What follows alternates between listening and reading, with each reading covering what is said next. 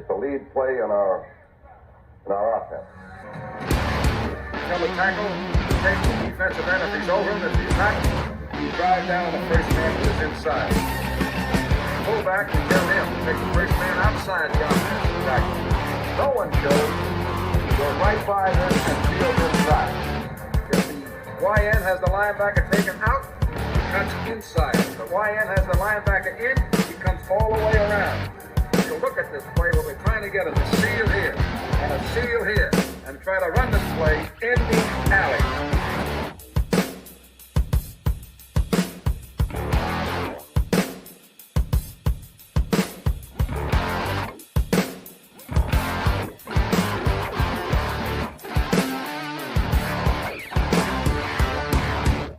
What's up, guys? Welcome into Packers Total Access. My name is Clayton. You can check us out on packernet.com. You can find me on Twitter at Packers_access. You can email us at PackersTotalAccess@gmail.com. You can text us 865-658-5824. I'm hoping that the connection is settled down. Like I was telling Tim, I looked up. It showed we had low connectivity.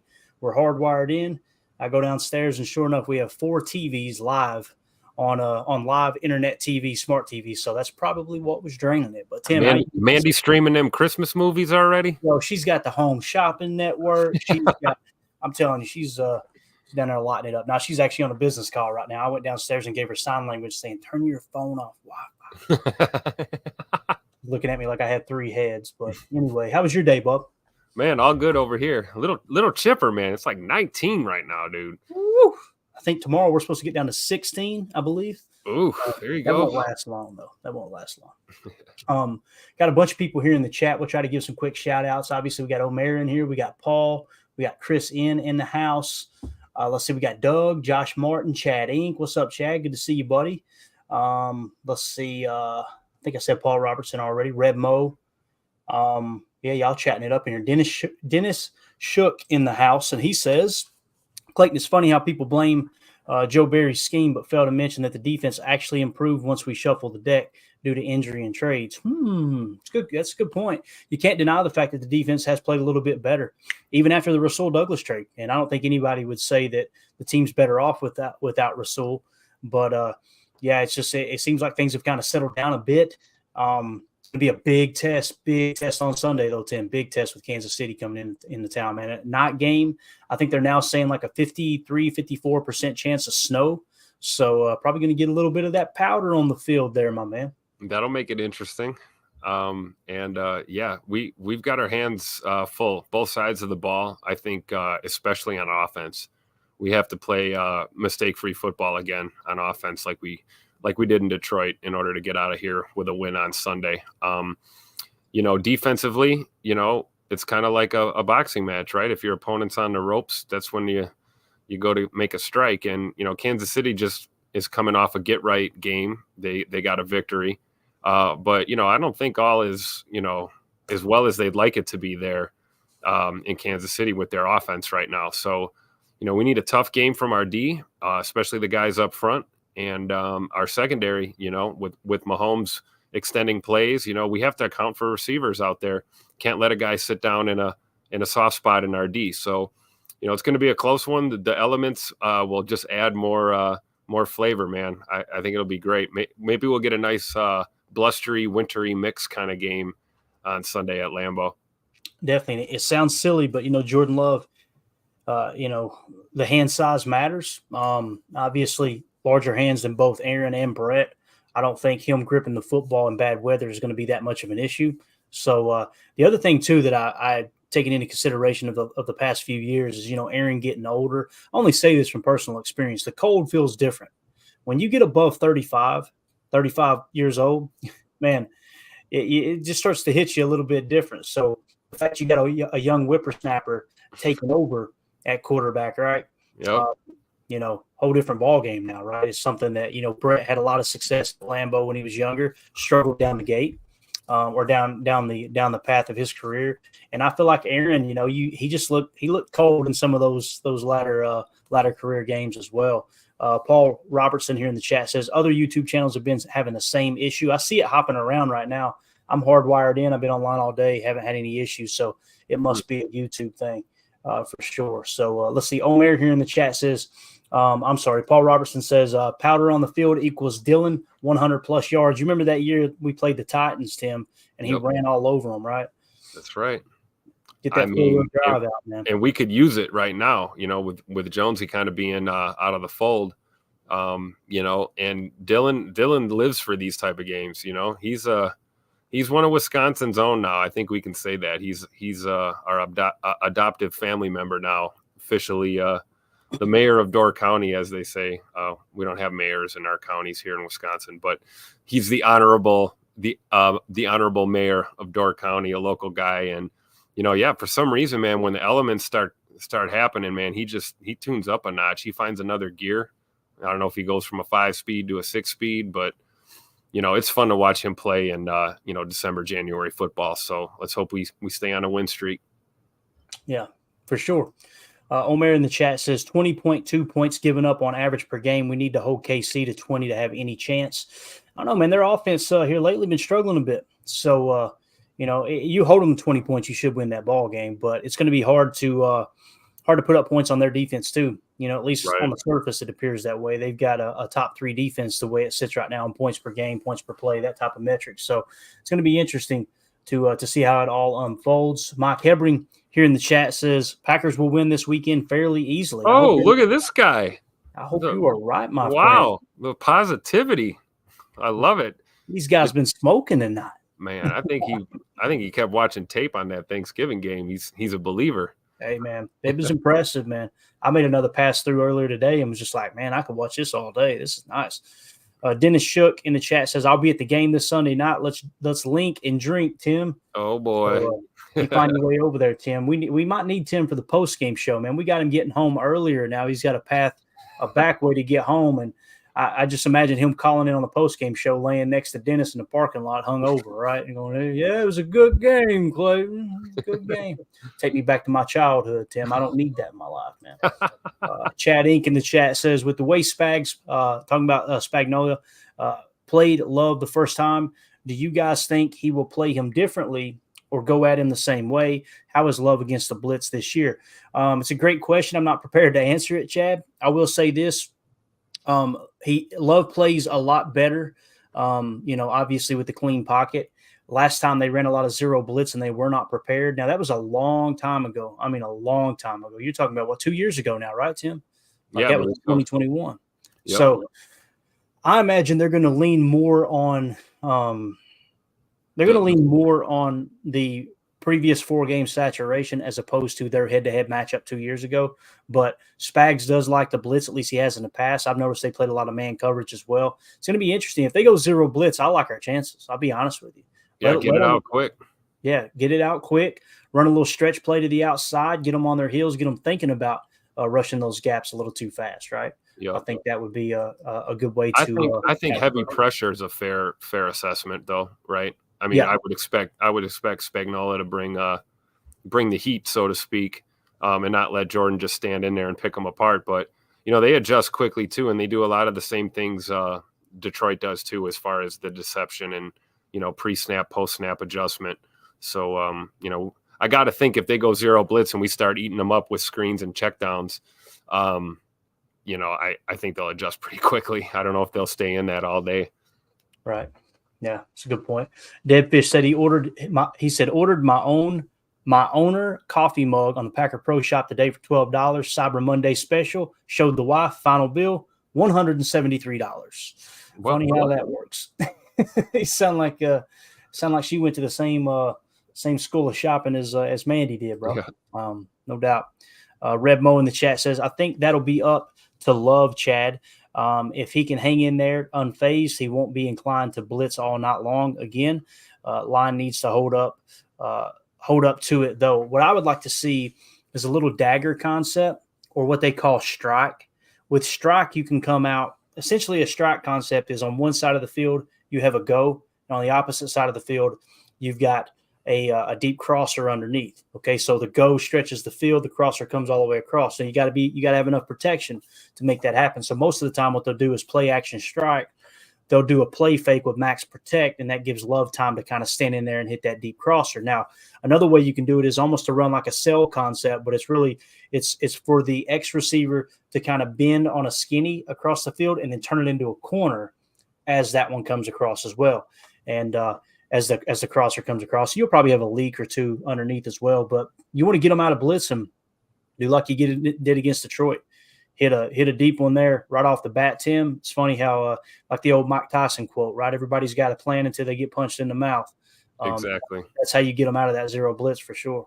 And a lot of faith in our coach again. You know, any doubts that we had about Matt LaFleur, I mean, he came in there with a plan. And, you know, from the very get go. I mean, I believe we won the toss, correct? And we took the ball.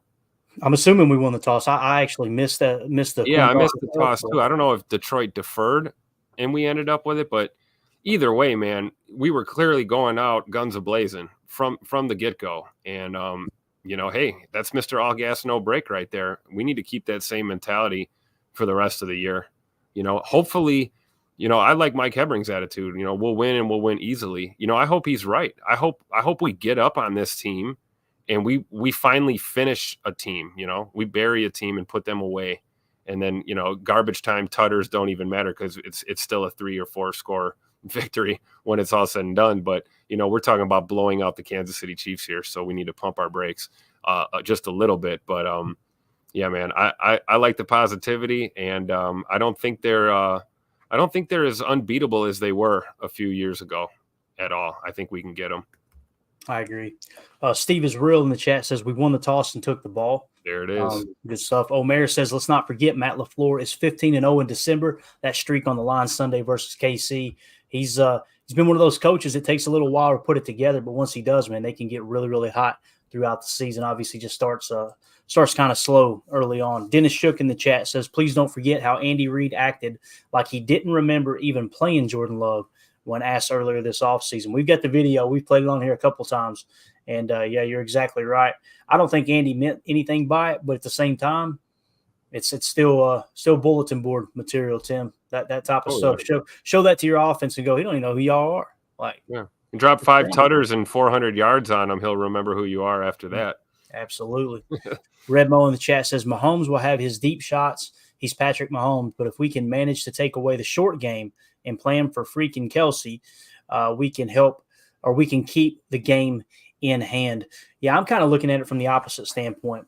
Let them have the short game. If they want to spend 15 plays to go down the field and score, so be it.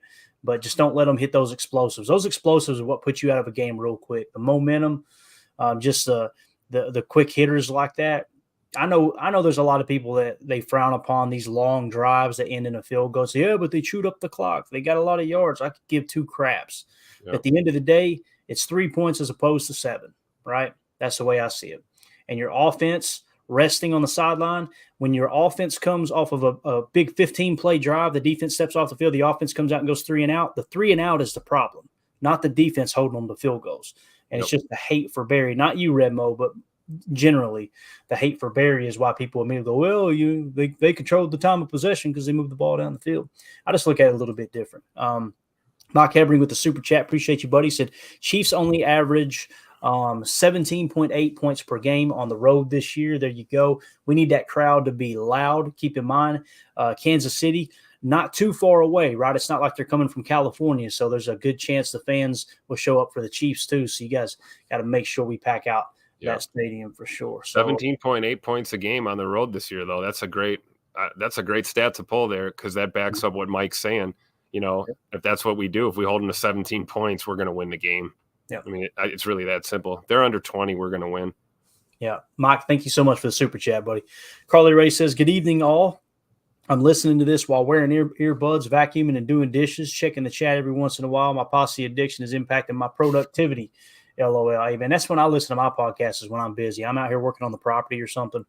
Man, I could get, bang out 3 or 4 podcasts in a row, actually get educated on a few things. That's the way I do it too. So let's do this. We got a pretty cool little show set up for you guys. Obviously, we're monitoring the Bears and the Vikings. It's almost like a little mini watch party here. 0-0. Of course, the game just kicked off. I think this is the opening drive here. It looks like the Bears have the ball, I believe, if I'm looking at it correctly. But we're going to end the episode with a little conspiracy talk. And it's going to be a fun one. You guys are going to want to stay tuned for that, no doubt. But right off the bat, we kind of got some news that broke earlier today as far as the injuries go. So let's kick off with that first, Tim. I was going to start off with some Jordan Love talk, but we'll get to the injuries first. Obviously, the injury report has not dropped, but I got a few tweets I'm going to share here with you guys. This came in from Rob Domofsky. Said Dontavian Wicks, Jair Alexander, Rudy Ford, and Devondre Campbell, all of whom missed the Lions game, were back at practice today. Eric Stokes was designated to return from IR, joining Darnell Savage in that category. Running back James Robinson and wide receiver Bo Melton have been released. So really good news here, Tim. Again, Tay Wicks, Jair Alexander, Rudy Ford, Devondre Campbell, all of them missed the Lions game. All 4 of them were at practice today. It looks like they're on track to play this coming Sunday night. Now, obviously, Wicks is going to play. He's going to be out of concussion protocol. No problem there. Jair Alexander, you feel really good about. Rudy Ford, you feel good about. I don't know about Devondre, but at the same time, you had that almost like a little mini vacation, right, coming off Thursday. So hopefully that extra rest gets these guys healed up. And then, of course, Eric Stokes, man, like I said, designated to return from IR, joining Darnell Savage as well, man. They're going to play Darnell Savage, guys. When he's healthy, he's going to be starting at safety. There's no two ways about it. I kind of like the approach or would look at the approach of what if we played him in the slot, gave Keyshawn Nixon the slot off, right? And just have him kind of poke in at dime back, or at dime D back. But what do you think, Tim, as far as any of that news, the injuries? Obviously good news getting those 4 guys back, right? You see the big grin I had on my face when you were reading that off. And I mean, it gives me chills, man. And, we're going to slowly get healthy here closing out the year, and if we get hot, go into the postseason, man, and we get our guys back, it's going to be a good look, man. But yeah, I'm with you on Darnell Savage. Once he's good to go, he's going to be out there. I don't anticipate them having a pitch count on him too much. They're probably just going to cut him loose and let him go. Kind of throw caution to the wind. And there is some logic to what you're saying about maybe moving him inside there to the slot and at least lighten the load on Keyshawn a little bit, maybe. It'll be interesting to see how Keyshawn does with these, athletic receivers that Kansas City does have this week. But I'm happy to see Ja back, Tay Wicks, Rudy Ford. This is going to be great. I think you're right. Devondre Campbell's probably a little bit more of a work in progress. I could see him maybe being active. I don't know how many snaps he's going to get, but you never know. Roster spots are, a premium right now.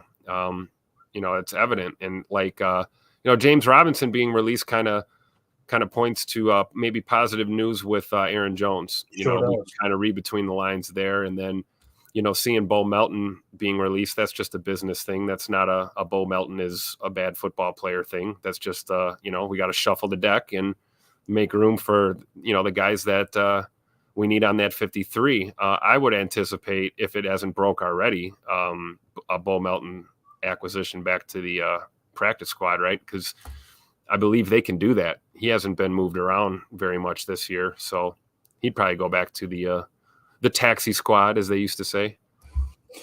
Yeah, it's going to be interesting to see how it plays out. I know some people, who was it? It says Deadfish in here said, I feel a little bad for Robinson and Melton, but they did get a game check.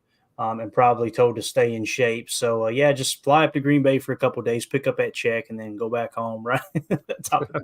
Sound like a government job. Anyway, Josh Martin with the super chat. Thank you, buddy. He said, outside of the Detroit game, our young team has been in every game. That's on great coaching from LaFleur and the rest of the coaches. I completely agree. I was critical of LaFleur, leaning too much on the complexity of all the sifting and the pulling offensive linemen early on. That settled down a bit. Things kind of tightened up a touch. We got tired of saying it. Remember, we were talking about, Tim, it's like, man, we're in every game. And we both looked at each other like, I'm so sick of saying that. Well, we finally got over that hump, right? I think it is a testament to good coaching. There's something I always said about Mike McCarthy. He caught a lot of flack as being it was like he was a bad coach all of a sudden. A Super Bowl winning coach all of a sudden was a bad coach. I never understood that. But I would always say, how many games has he got blown out of? Right. You count them on one hand. That's all you can ask for in an NFL head coach, is to make sure at the end of the game you're in it. It's just like playoff contention, right? all you can ask for is the team to have a shot at the end of the year to try to go on a playoff run. I mean, anything other than that, you're kind of grabbing at straws. But what do you think? How do you think about the coaching staff in these close games, man? Obviously, they've kept the team in it even with all the injuries and having the youngest roster in the league. Yeah, absolutely. I think that's a testament to the willingness to make adjustments. I think that this staff has always been like that. However, I think they were a little more hesitant early in the year, and I think maybe with a young team, maybe that's true. You're hesitant to adapt as quickly during a game because you're trying to get these guys to grasp the initial concept of the game plan and what you're trying to run out there, and you don't want to run away and scrap a game plan and start drawing up too much new stuff when you're trying to. You just installed your offense, you've got new guys, but hey, are we improving? Yeah. Are we seeing improvement with this team this year? Yeah. And I think that is a testament to our staff. We've talked about the development side of draft and develop, and maybe some of these position coaches, and what are we teaching our guys, this, that, and the third. Well, it's easy to start getting nitpicky and digging around when your things aren't going well and your your team's losing ball games. But when they turn it around like this, despite facing adversity and losing major pieces to the puzzle here, we're still in it. We're still in the mix, man. Get a little help tonight. We get a victory this weekend, man. We're cooking, and we're getting healthier as we see. So, I think players got to make plays, but coaches got to put them in that position. And I think both Joe Barry and Matt LaFleur, speaking from those respects, offensively and defensively, we've seen that. We've seen teams change on us after halftime. We talk about winning the middle eight, and we've seen first half adjustments. We've seen second half adjustments, both offensively and defensively. The one I'm waiting for, Clayton, is like you said, is maybe creep out of those condensed sets on offense a little bit more and start spreading these guys out. But it's going to happen. We've already seen less pulling with our guards and tackles on our offensive line with some of these run blocking assignments. We've kind of streamlined that a little bit, and we've been able to manufacture run games, and we'll need to do that again Sunday. So, I'm satisfied, right? What would you give our coaching staff this year, right? Like a B- maybe? I mean, seriously. Plus, yep.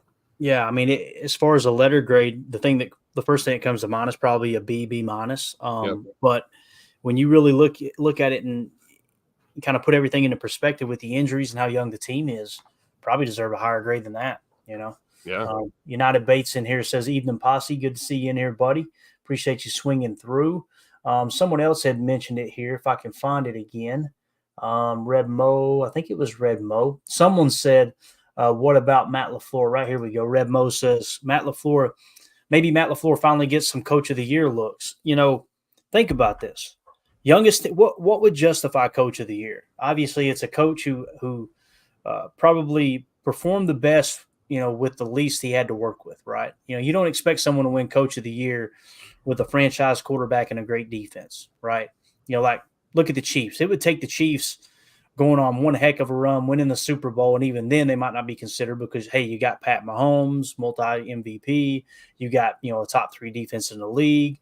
You've got a very veteran roster, obviously. You got a first ballot Hall of Famer at tight end. You look at the Packers, it's like youngest roster in the league, ton of injuries, somehow make the playoffs the first year after you move on from a Hall of Fame quarterback. And another one too is that comeback player of the year, man. I want to see Rashawn Gary finish strong and get that. I think that would be absolutely awesome coming back from that injury, for sure. But in other news today, we got a little Aaron Jones update, kind of cool. Rob Domofsky tweeted out, Aaron Jones, who eight days ago sprained his MCL, went through stretch before practice. He stayed inside with the rest of the team, went out, but seems like a good sign. So he's already kind of getting out there and stretching a little bit at practice. The fact that he didn't go on IR says they don't think it's anywhere near a 4-week injury, right?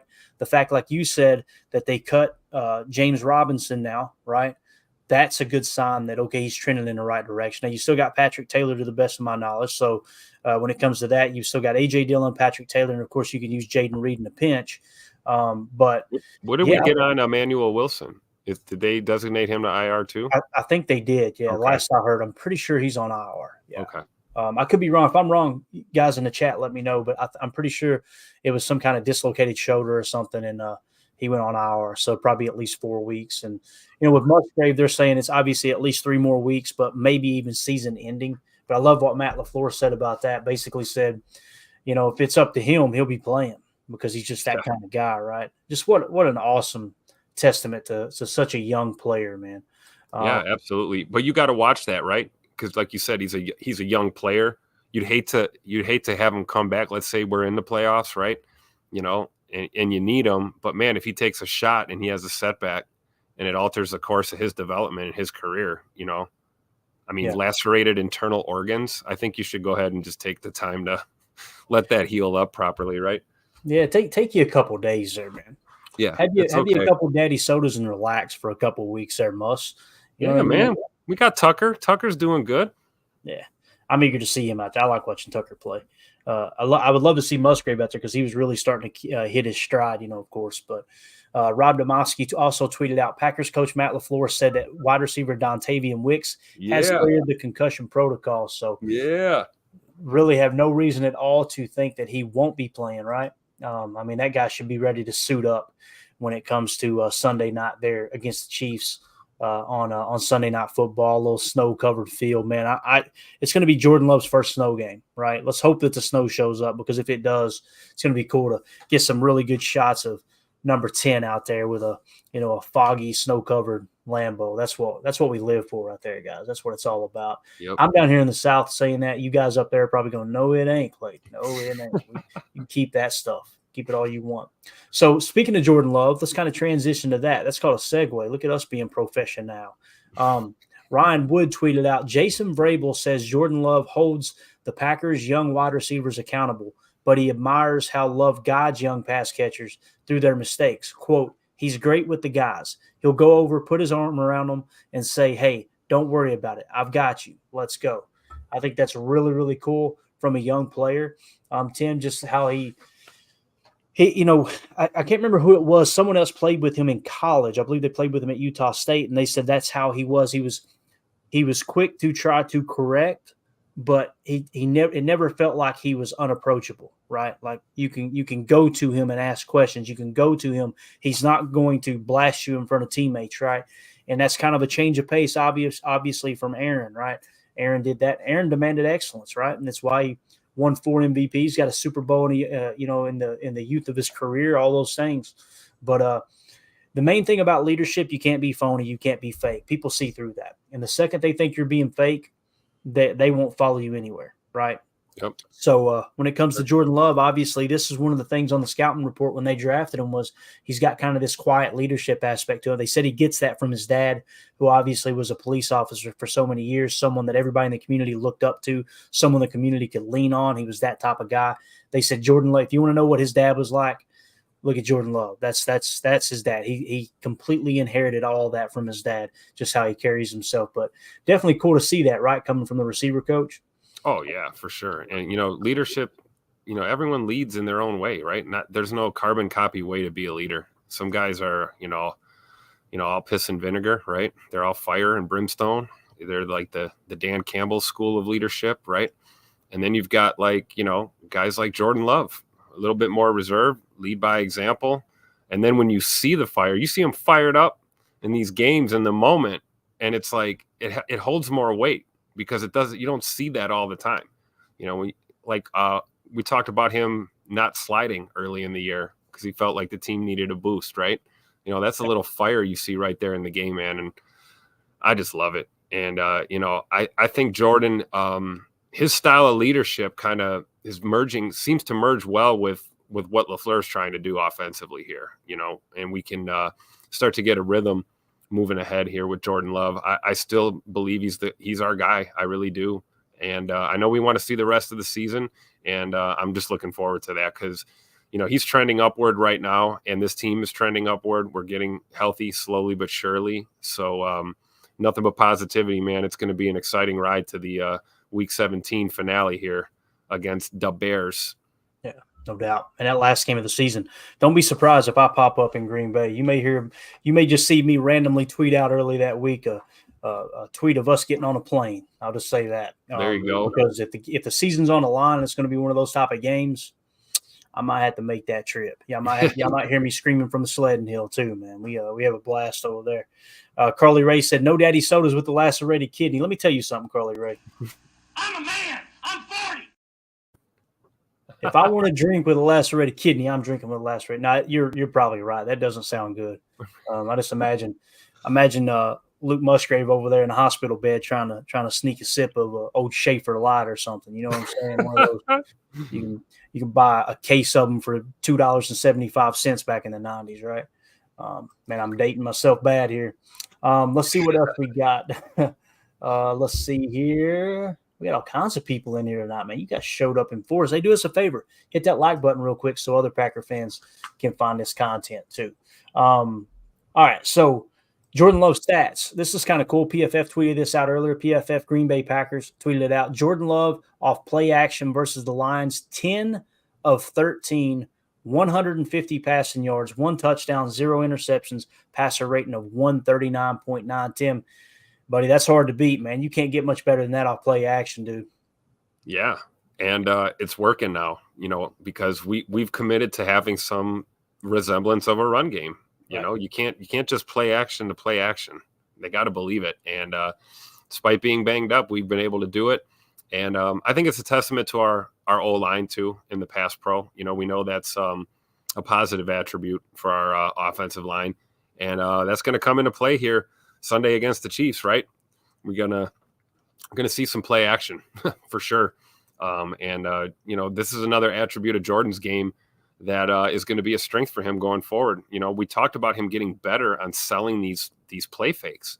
He wasn't selling them very well early in the season, and now I feel like he's got that down. It's like automatic for him now, and it's just another tool in the toolbox for sure.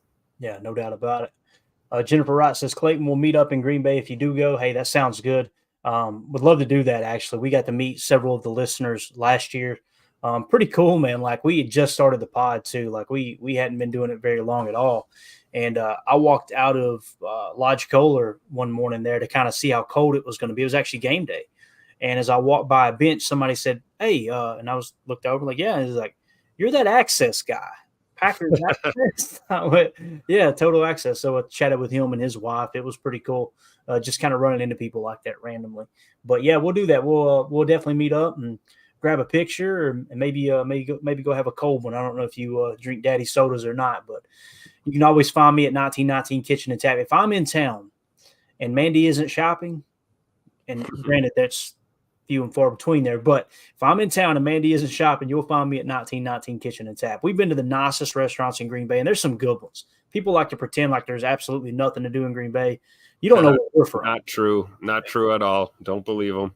And we went to the Republic Chop House and went to the Walnut Room and some of the nicer restaurants downtown. Absolutely love that district down there. But man, I tell you, at the end of the day, me and Mandy were like, that one of the last nights we were there, we spent 7 days there last time we went, and we were sitting there like, "Where you want to eat tonight?" "I don't know. What are you thinking?" We didn't have reservations. Like, I prefer 1919 over anything, man. Their beer cheese soup with a Spotted Cow beer and the elk stroganoff. Oh my God. Put me to bed, Tim. It should have carried me across the parking lot, bro. Only in Wisconsin, man.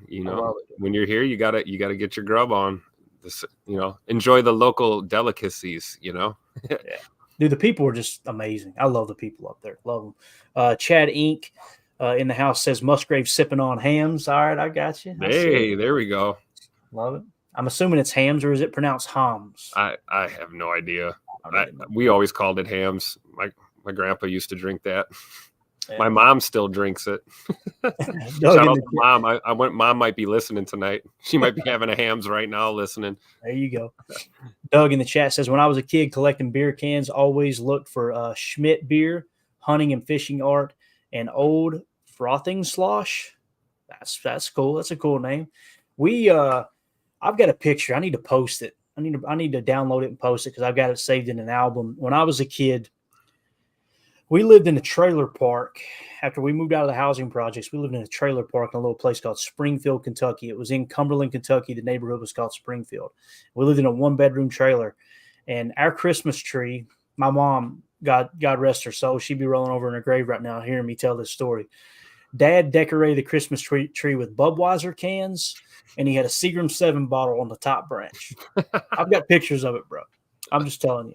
With the bike pulled into the living room to keep it out of the cold. That was priorities, man. You gotta hey. keep that bike inside during the winter, man.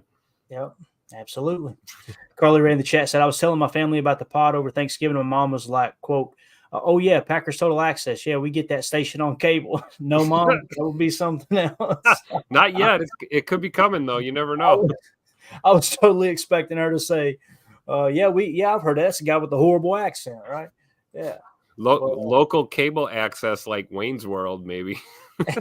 Exactly. Now we're dating ourselves. Oh, man. I wonder how many viewers even know what that remember that movie. No doubt. Jaden Reed stats. This is kind of cool. Same thing. Same account at PFF_Packers. Jaden Reed since week 10, 78.0 PFF grade, 13 receptions, 164 yards, 62 rushing yards, and 3 tutters. Stock trending up. You love to see it, man. He's a baller. I'm telling you. I when they drafted him, I went, why would you trade back and pass on Jalen or on Jalen Hyatt and take this guy? Watch the 2022 tape. Why? Went to 2021 and went, oh, there it is. Okay. And dude, you see it, Tim. You see it transitioning to the NFL, bro. It's this game. This level of play is not too big for him, and it's so exciting, dude. So we saw that immediately too. The minute his cleats hit the turf at training camp, we saw it. We saw instantly the issues with the return game disappear. Right, we instantly, no more drops, none of this liability with special teams. That, and then again, he's running routes. Like a 5 or 6 year NFL veteran. And he's a rookie. I believe he's going to be a star.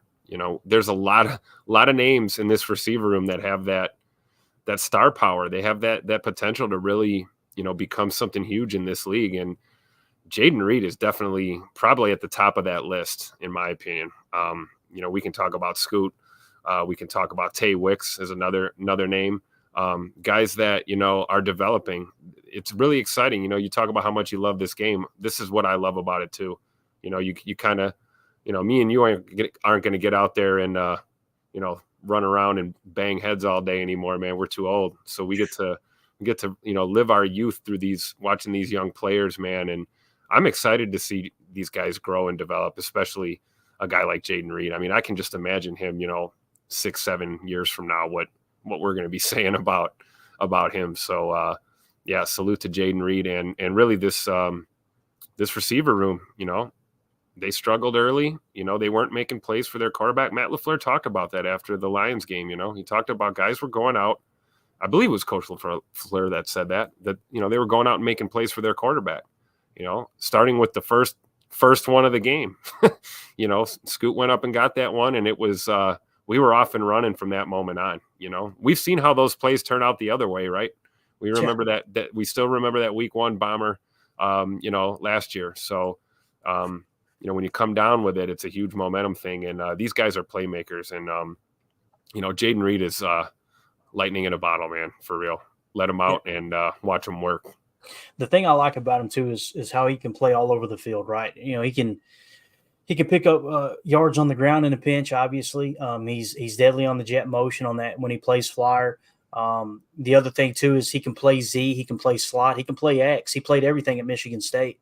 And the thing I notice is how good of a boundary receiver he was. And obviously the Packers are using him more in the slot, it seems like. But in a pinch, he can play all over the field. That's something that's so valuable, man, but especially in the Matt LaFleur offense. Like, you have to understand the offense to qualify to be flyer, to play F in his offense, because there's a lot of choice routes involved. You've heard Matt talk about that over and over and over. I'm not going to sit here and pretend like I understand all the details of those choice routes and exactly how deep that is as far as the intricacies of running, F, but it seems like Jaden Reed, they know he can handle it. How many times this year have we seen receivers be in the wrong spot, right? It's happened over and over and over. You've seen it, especially in the first quarter of the season, at least there between maybe games 3 and 5. I can't think of one time where we go, Jaden Reed ran the wrong route. Can you, Tim? I can't think of one, man. Not really. Pretty impressive. And that's not the dog the other guys. It just shows you the game's coming natural to him, man. And he's another guy that doesn't take plays off either. Even, I mean, you look at Jaden Reed, it's like, do we really need him as a run blocker? Well, yeah, sometimes we do. And it's great to have a guy that doesn't mail it in when that happens. I mean, I don't know who that was on the Steelers. I know you saw that on Twitter. Oh my God. That was Deontay Johnson, bro. Oh that was, gosh. I ought to pull that up just to show people how fortunate we are, man. Right. Because this is the type of crap that teams are dealing with, and, this is a testament, man. Goody hit the bullseye on this one for sure. And like you said, a threat in the run game as well as a ball carrier, and absolutely a backup to a backup running back. If we get bit by that injury bug again, you feel good having a guy like that on your team. And then complementary players too. Malik Heath is another guy to be excited about. Tay Wicks, another guy to be excited about. Romeo Dobbs, still a guy to be excited about. I love his physicality at the catch point. These receivers, man, we get this offensive line shored up and keep the running game intact and growing, just like our receiver room's growing. We're going to be a lethal offense going forward. I really believe it. Oh yeah, here we go. No doubt. Nice, man. Great snap. High quality. That's the ball bouncing by him. A fumble occurred. And look at him. The ball goes bouncing. Like, that's unbelievable. Unbelievable. Man. Now, how is he not I'm sorry. Like, this is the NFL. There are people that would sell their soul to play a snap in this league. Oh. If you don't want to be here, bro, don't let the door hit you in the rear end on the way out, man. I would have red tagged that locker, major league style, right? Oh yeah. Hit him with the red tag. See you later. Absolutely. Yeah, it just makes you really fortunate on the quality of players that Goody does draft. You got to give him credit for that for sure. Dennis Shook in the house says, let me get that off the screen real quick. Probably slowing us down. He says, Clayton, are you going to be at the game this Sunday? I got you a couple Daddy sodas. Hey, I appreciate the offer. I will not be there Sunday. We got a lot of stuff coming up, man. I just had to invest into a Microsoft Surface so we can have enough power in it, processing power, to do the show on the road, because we're going to be going to Florida here in December. So I'm hoping if everything goes as planned, there's a chance we go to that Bears game right now. May not go if playoff implications aren't, on the line or whatever. If it's just going to be one of those games where, okay, we're eliminated, might not be worth it to try to make the haul up there. But if it's season on the line, I might have to make that happen. But no, we won't be there this Sunday. Mandy has tried to talk me into going all year long, and I keep fighting it because I don't want to lose momentum what we're doing here on the show. But once that Surface tablet gets here, granted it cost me a pretty penny, that'll be something that we can use on the go and keep the show going when I'm out of town. I've turned down a lot of trips. She's went to Florida twice now, and I didn't go because of the show. So just want to keep this thing going, man. We got a lot of momentum and love the continuity we're creating with the chat and all that stuff. So there's a chance I get up there a little later in the year, though, Dennis. And if I do roll into town, I'm assuming you're located in Green Bay. If so, we'll definitely hook up, man. Grab a Daddy soda together. You could say you could buy me one, not if I buy you one first, buddy. So the way that works. Eric Sutherland in the chat said, I told everyone Reed was a great pick. Watched him right up the road from the house. Love that pick, man. You were spot on, Eric. Yep. He's a dog, dude. You could just tell the game's not too big for him. There's no doubt about that. Chad Inc. in the chat says, the thing I loved about Reed's tape from college, he played so much bigger than his size. He plays like that ball is, in all caps, his.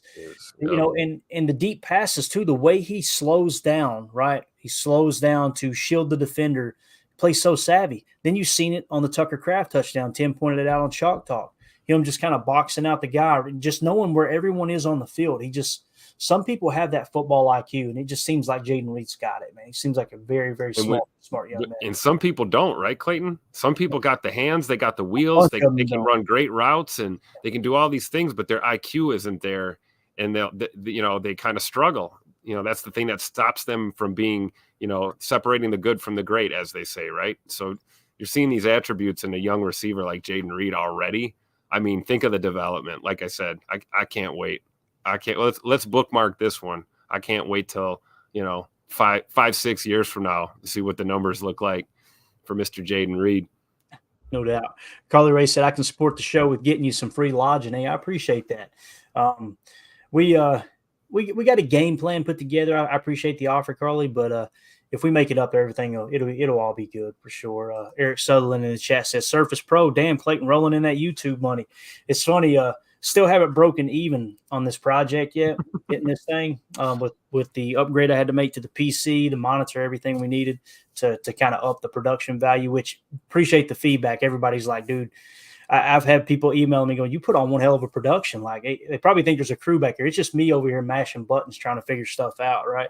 But yeah, so the Surface Pro is going to keep us from getting in the black a little bit longer. But again, can't turn it down, man. To be able to keep things going while we're on the road is going to be awesome. So yeah, with that being said, let's do this. Let's talk a little PFF preview. You good with that, Tim? Yeah, let's do it. Let's get a quick summary here if it's all right with you. So understand all this information is very, very, very early on, right? And by the way, the Bears are up 3-0. There's 13 minutes left in the second quarter, so they went right down the field. Looks like I think that drive might have taken up the whole first quarter or close to it, but they are winning 3-0. I think we would all agree we're all Bears fans tonight. The Vikings lose, that helps the Packers' chances of getting in the playoffs tremendously, and obviously we're going to be controlling our own destiny there at the end of the year. So, PFF summary of Packers Chiefs. When you look at the team metrics, first of all, strength of schedule played, the Chiefs have the third strongest schedule. We have the 22nd. So it just kind of shows you, when you look at their record and they're sitting at 8-3, you think, oh, they're having kind of a down year. Are they 7-4 now? Do you know what their record is, Tim? No, I can't. Okay. I can't be, not with any certainty. I'm sure we'll find out in the chat in 11 seconds here. I'm pretty sure Posse's got this. I think it's 8-3. When you see it come through the chat, let me know, Tim, if you can see it. I've got mine covered up right now. Okay. But actually, I might be able to plug it up here. 8-3. Paul Robertson's got it. 8-3. 8-3. Okay, cool. So that upper left is the right number. It says 8-3, then ATS 7-4. I don't know what the ATS means, but oh well. So third strongest schedule, we have the 22nd. Even though they're 8-3, you think, oh, they're having kind of a down year for the Chiefs, right? Well, they've played a really, really tough schedule. Average offensive snaps. They're averaging 70.2 snaps a game. We're only averaging 65.8. Percentage of run plays, they're running the ball 32.9% of the time. We're running the ball 37.6% of the time. So obviously they're passing the ball 67.1% of the time. We're passing 62.4. EPA per run, kind of the overall grade of their run, is negative 0.14. Ours is negative 0.15. So our running games are so similar, Tim, so similar. And then the EPA per pass, they're 0.09. We're 0.08. I mean, it's hard to get much closer than that, right? Oh, yeah. I mean, yeah. How can you? That's wild, man, that these offenses are performing right there at the same level. Now, keep in mind, we played a weaker schedule. That's the whole point of the strength of schedule, obviously. Now, as far as the point spread, Kansas City is 6.5-point favorites right now. Guys, I could be wrong. I could be off my freaking rocker here. But I would be taking Green Bay in the points with this, man. I don't know. They're a little banged up too. They got some injury concerns, right? They had some people that missed last week, and you see this team isn't firing on all cylinders. Their defense is their strong point. Well, Green Bay's offense is starting to kind of turn it up a little bit. Our defense is starting to play good ball as well. It's just that head-to-head quarterback matchup, man. That's the tough one for me. The over-under is set at 42.5. Pat Mahomes, PFF grade 87.2. Jordan Love 74.1. If Jordan Love comes out here and somehow, some way outperforms Pat Mahomes, guys, I'm telling you, it's time to puff our chests out a little bit, Tim. If somehow, some way Jordan Love outperforms Pat Mahomes on Sunday night national stage, his passer rating with a clean pocket is 112.2. Jordan's is 93.8. Passer rating under pressure 61.3 for Pat Mahomes. Jordan Love's passer rating under pressure is 69.0, better than Pat Mahomes. And we know Spags ran that zero blitz last time, like we talked about earlier in the show. That's a huge stat right there, right? Absolutely. And it's going to make a coordinator think about that when he's dialing up blitzes, for sure. He's going to be very selective. I mean, I'm sure we'll see some zero blitzes, situationally, right? Sometimes he'll send them on those, third and long kind of deals, because they'll just, load the box and boom, we're going. But, Jordan Love handles that pretty well. And he can extend plays with his feet, and he's been getting the ball out on time and early. So I say bring on the pass rush. Yeah, for sure. Look at the chat keeping us up to date. Chad Inc. says Dobbs just got picked off. Number one Packer fan confirmed it. Dobbs just threw an interception, LOL. So now we got the Bears trying to drive to, get in the end zone. Get you a tutter there and go up by 2 scores before halftime. That's what we need to see there for sure. Now, we know it's still the Bears. They're liable to crap the bed by the end of the game. That's just something that kind of comes with the territory, which that's probably a good time to remind everybody that the Bears still suck. No doubt about it. All right. Big time throw percentage. Pat Mahomes 3.67%. Jordan Love 4.13. So he's got a higher big time throw percentage than Pat Mahomes. Turnover worthy plays. Check this out.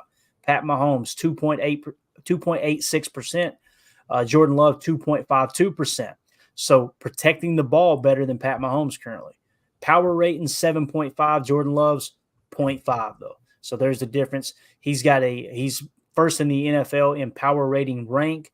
Jordan Love is 22nd right now. Of course, you got to take into consideration the accuracy issues, the underthrown deep balls, all those things, right? So I don't know, man. I'm feeling a little bit better about the game, Tim. Not that any game you should ever go in saying, oh, yeah, it's a slam dunk, we can win. Nobody, anytime you're 6.5 point favorites, you're never going to go into a game like that. But I don't see anything there with that early summary from PFF that really concerns me. Do you? No, and not at all. Like I said, they're not the Goliath that they were a few years ago. I saw one of the promos was even teasing that, Kansas City looking to show that they're still the team to beat, or whatever they said, whatever the narrative was. And it's true, because they don't look quite as imposing. They don't look so unbeatable anymore. And, part of what you need to do in this league to be successful is you've got to find a way to beat teams like this, because the any given Sunday rule is true. Regardless of what we look at on paper, the game's not played there. It's played on the field. So, I think it's going to be a great game. I really do. I don't see a boat race. If anything, I see, a situation where, it could go one of two ways, right? It could be a defensive grinder, low scoring game.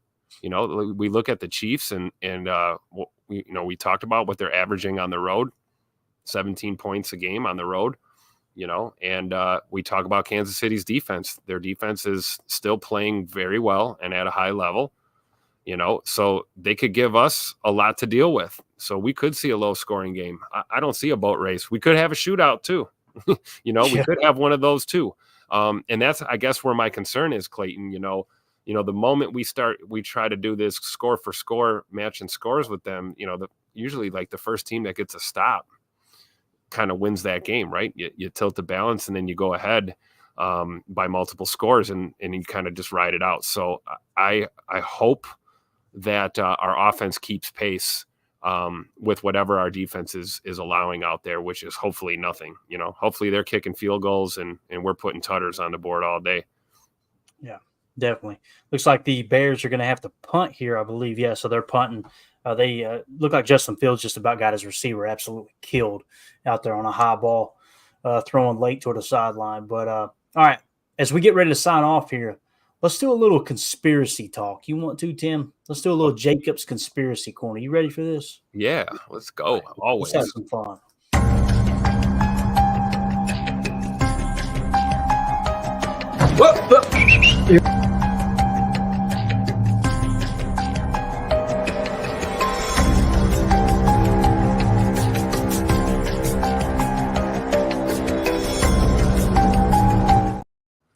That Alex Jones smirk gets me every time, man. Every time. I keep forgetting. I meant to make me a foil hat that while that video's playing, I can throw it on, and get kind of ready for it. But so here it is tonight, guys. I'm sure some of you may have seen this. We got a quick clip from the McAfee show.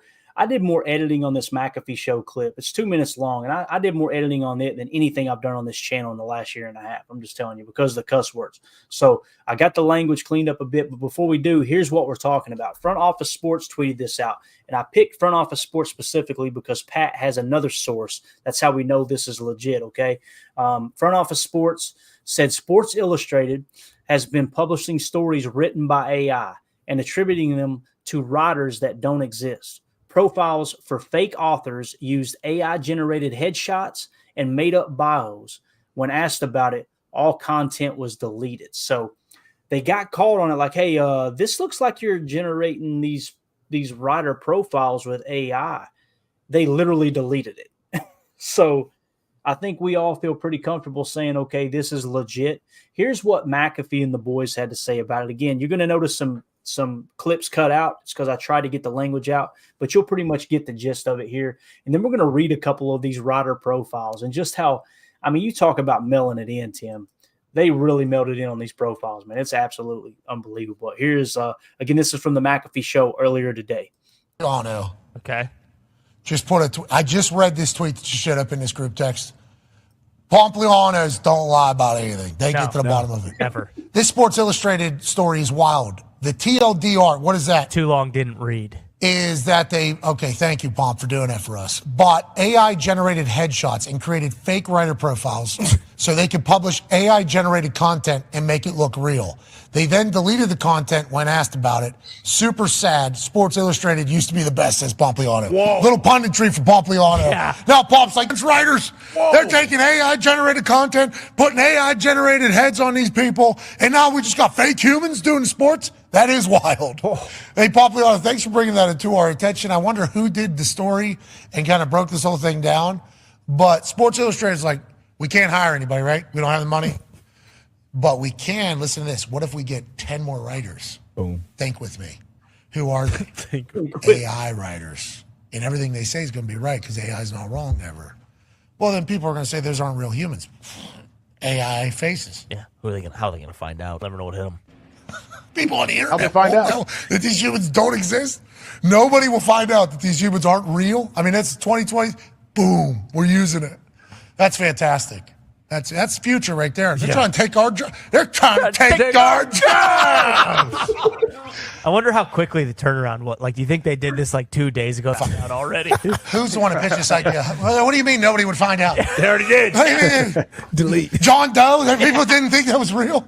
What are we doing? That's awesome. Sports Illustrated. To be clear, though, Sports Illustrated was awesome. Oh, It was. It was awesome. Look forward to that magazine every month. They can't hire humans, okay? So we need fake ones. Yeah. Think with me.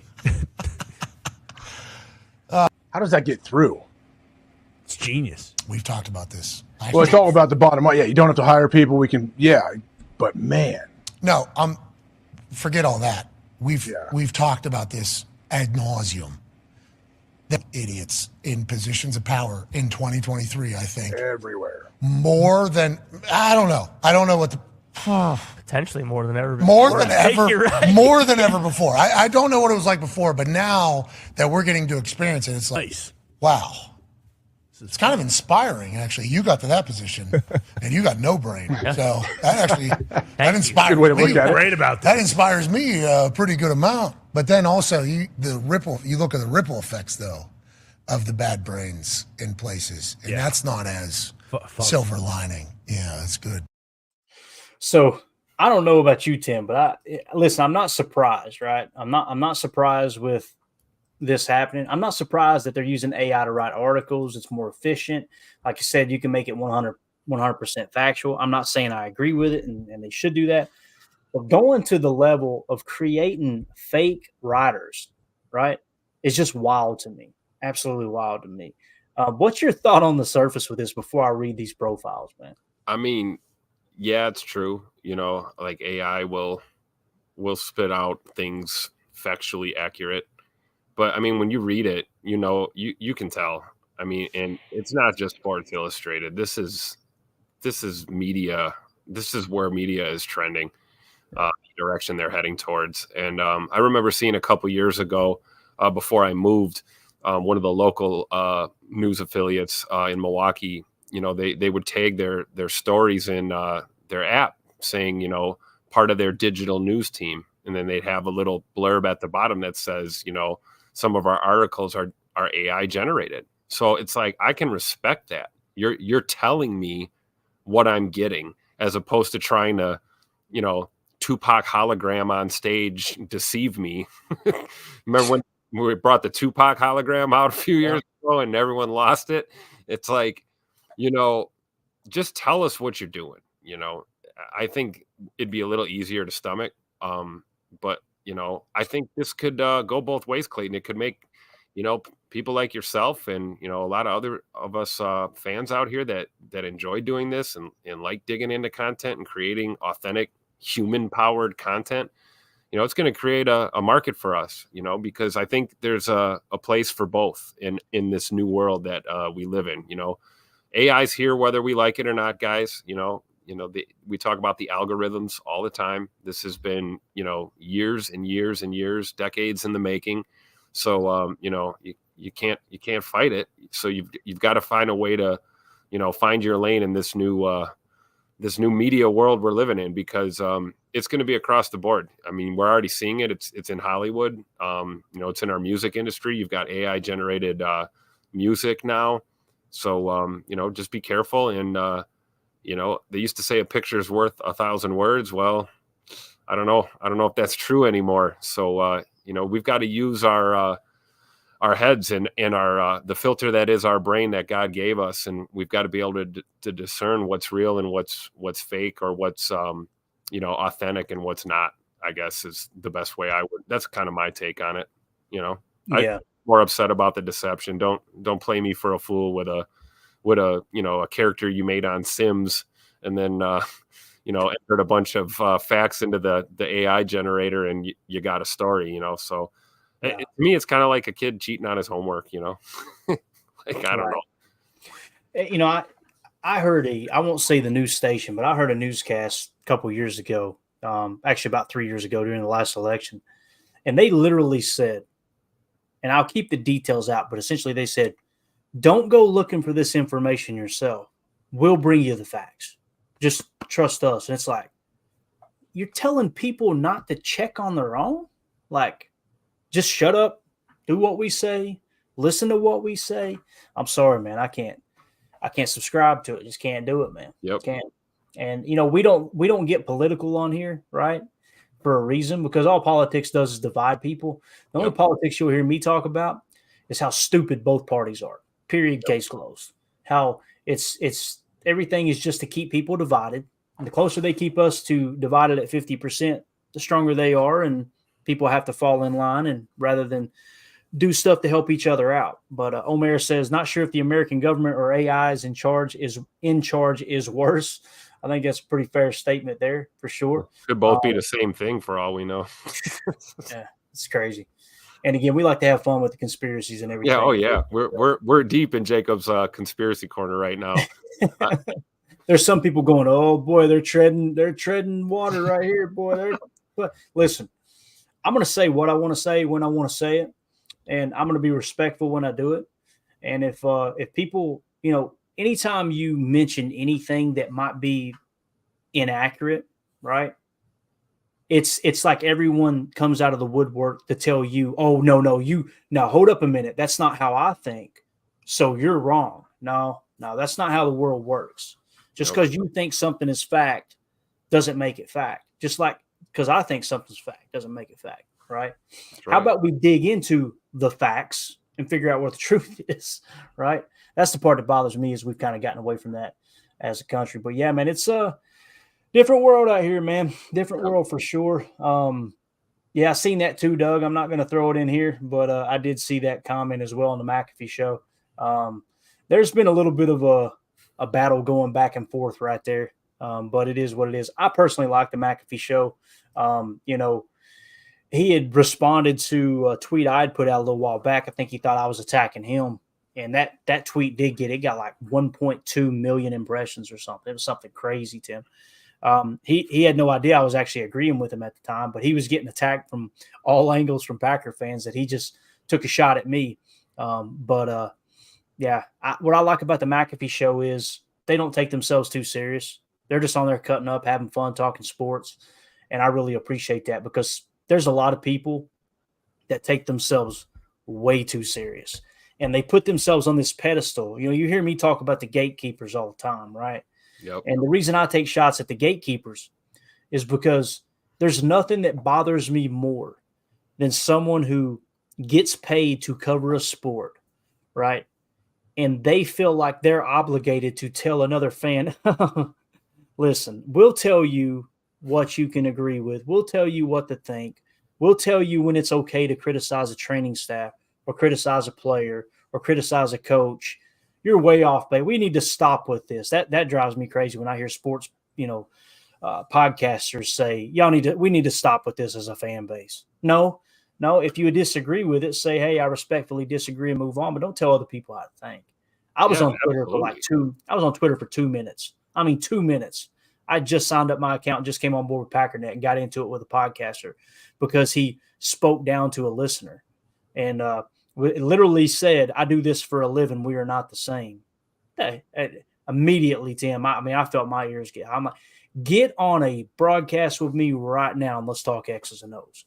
I will make you look so stupid so quick. And then I want you to, here's the agreement. If I make you look stupid, then you have to go on your live broadcast with that fan and apologize to him. How about that? Because nobody's better than anyone else. We're all fans just trying to have fun, learn the game at a different level. And when some of these guys, man, some of these cats, they get on there and they think, and 9 times out of 10, it's the old saying, they're born on third base and act like they hit a triple. It's just they've never had to struggle one time in their life. And then they want to put other people down because they don't necessarily agree with them. That stuff drives me insane. But I think overall, we have a really good group of podcasters and group of content creators. And I think for the most part, even the one that Pat was talking about are good to people. I do. It's just you get a couple bad apples and they get on their little kicks, especially you watch right here. I was in the shadows during the last election. It's coming. It's coming like a freight train. And you're going to see everybody jump back to the top and get on their high horse and try to disagree with people over politics and divide. It's amazing how you get along for 3 years and then an election cycle hits, Tim, and all of a sudden everybody's stupid again, right? Yep.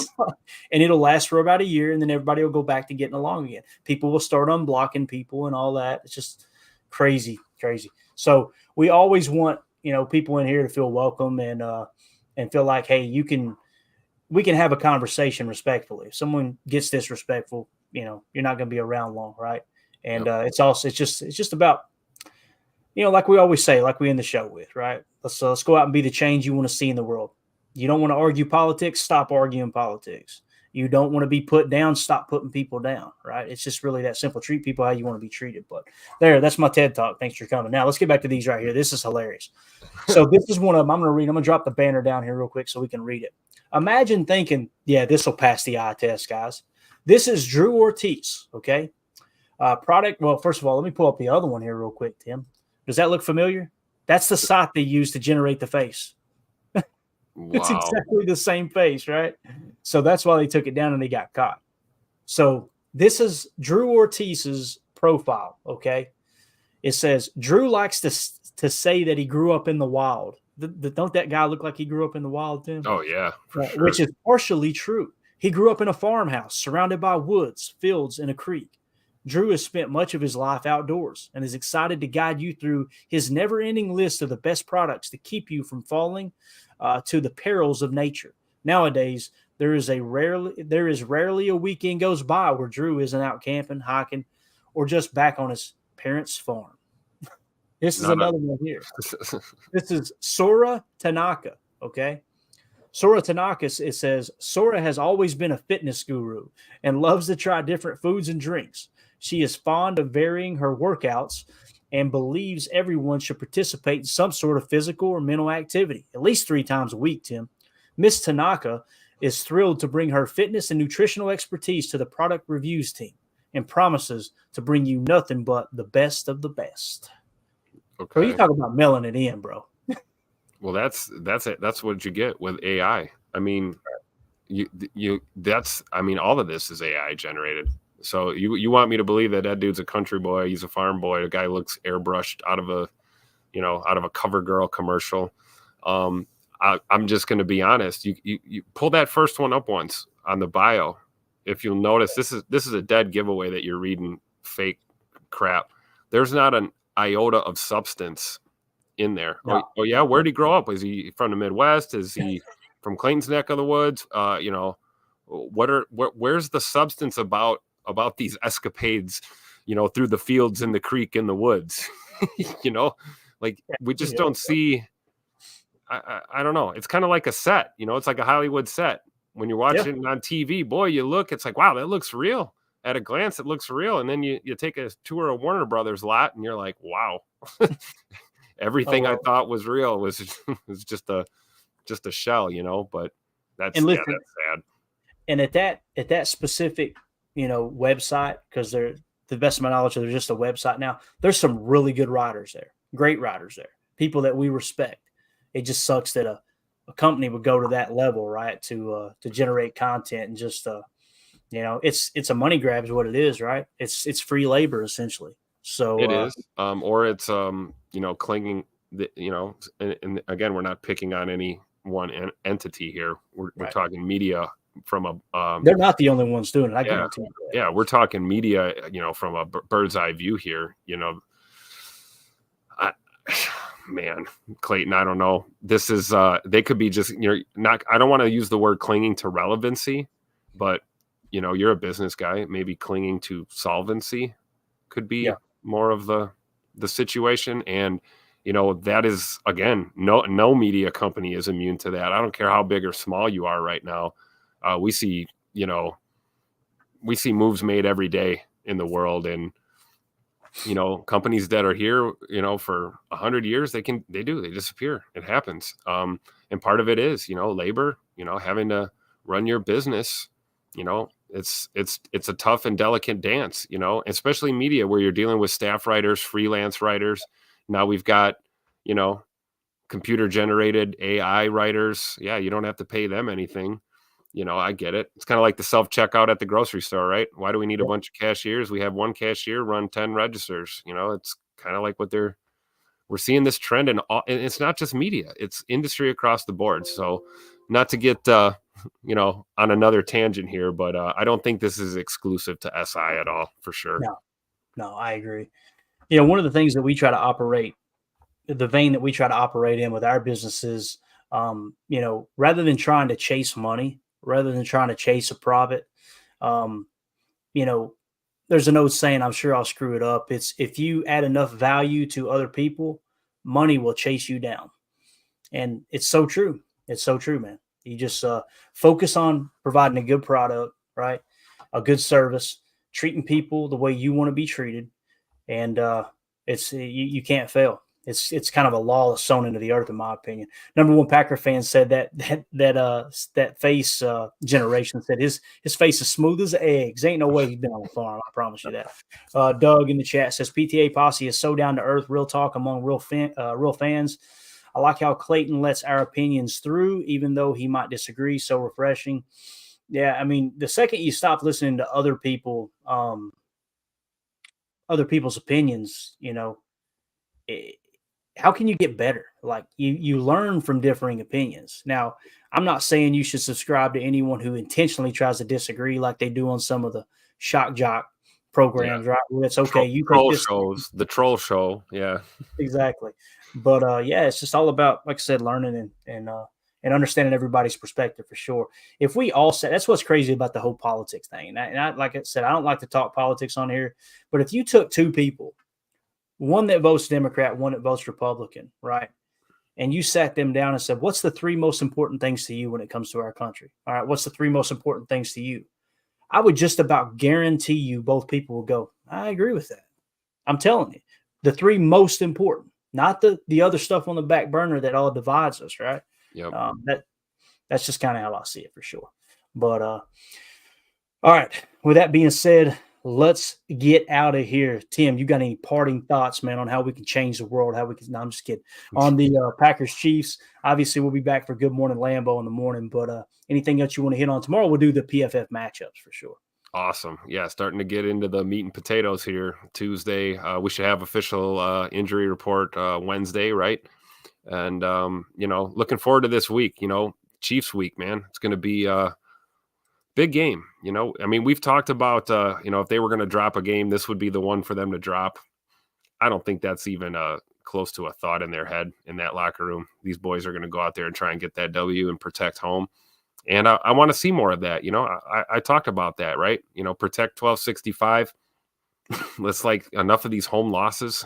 So getting a powerhouse team like Kansas City, man, we're gonna wake up the NFL, man. What's the AI generated narrative going to be when the Packers beat the Chiefs? I guess we'll know soon enough. But no, just looking forward to the rest of the week, Clayton. And go Pack, go, man. Yeah, agree, man. Completely agree. Omer in the chat said PTA Posse is the bomb. Great info, clean forum, knowledgeable members who know the team and the game. No trolls in here.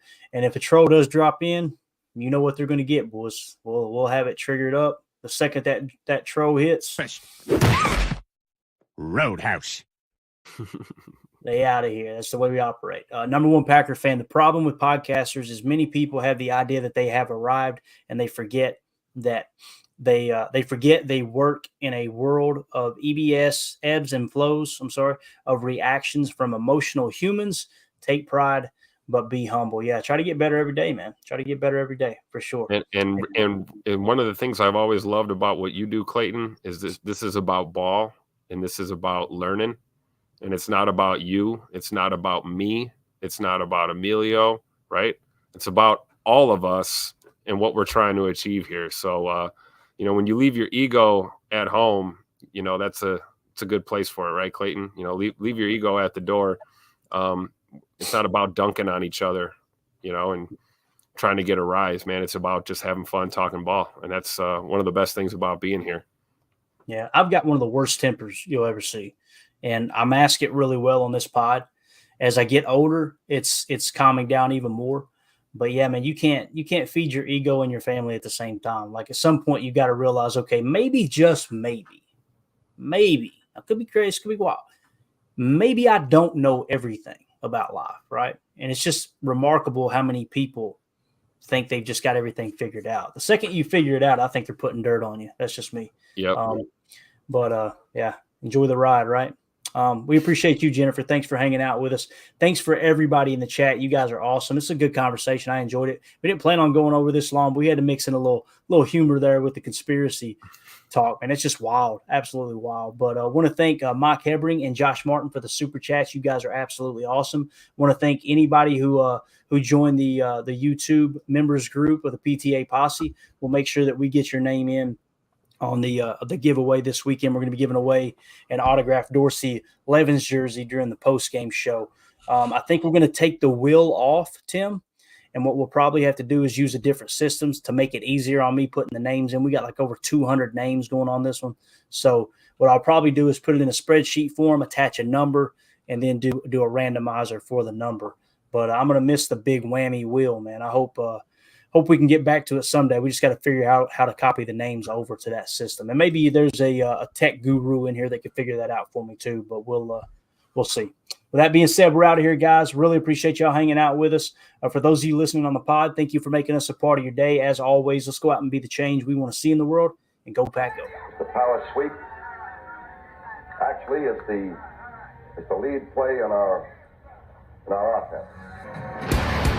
Tell the tackle, take the defensive end if he's over him. If he's not, you drive down the first man who is inside. Pull back and tell him to take the first man outside the offensive tackle. No one goes.